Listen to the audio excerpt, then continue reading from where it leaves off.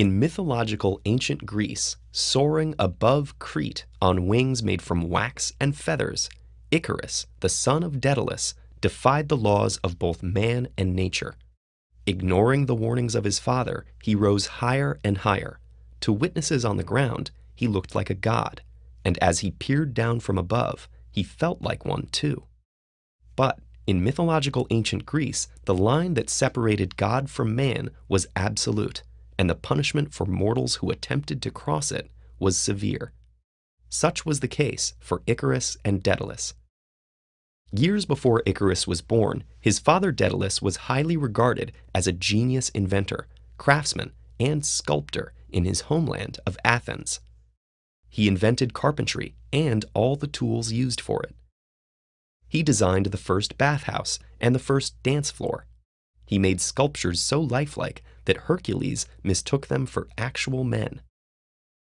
Though skilled and celebrated, Daedalus was egotistical and jealous.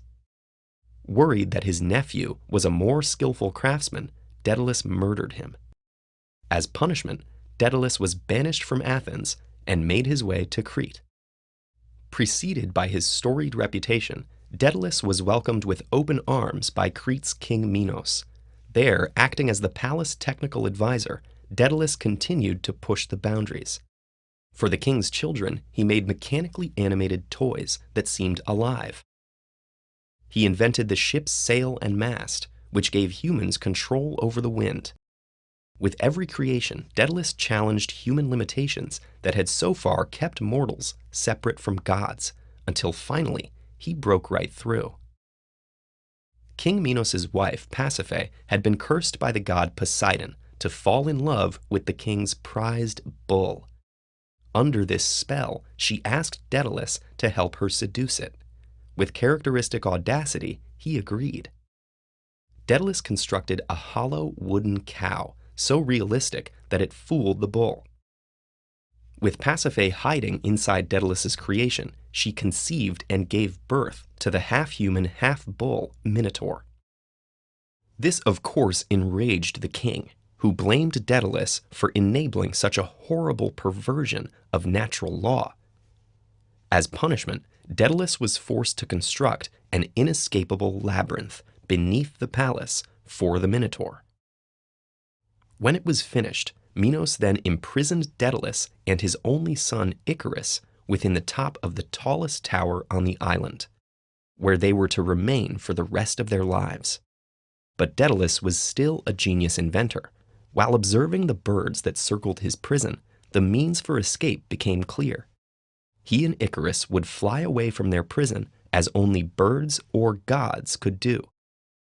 Using feathers from the flocks that perched on the tower and the wax from candles, Daedalus constructed 2 pairs of giant wings.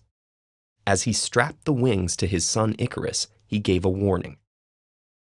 Flying too near the ocean would dampen the wings and make them too heavy to use. Flying too near the sun, the heat would melt the wax, and the wings would disintegrate. In either case, they surely would die. Therefore, the key to their escape would be in keeping to the middle. With the instructions clear, both men leapt from the tower. They were the first mortals ever to fly. While Daedalus stayed carefully to the midway course, Icarus was overwhelmed with the ecstasy of flight and overcome with the feeling of divine power that came with it. Daedalus could only watch in horror as Icarus ascended higher and higher, powerless to change his son's dire fate. When the heat from the sun melted the wax on his wings, Icarus fell from the sky. Just as Daedalus had many times ignored the consequences of defying the natural laws of mortal men in the service of his ego, Icarus was also carried away by his own hubris. In the end, both men paid for their departure from the path of moderation dearly. Icarus with his life, and Daedalus with his regret.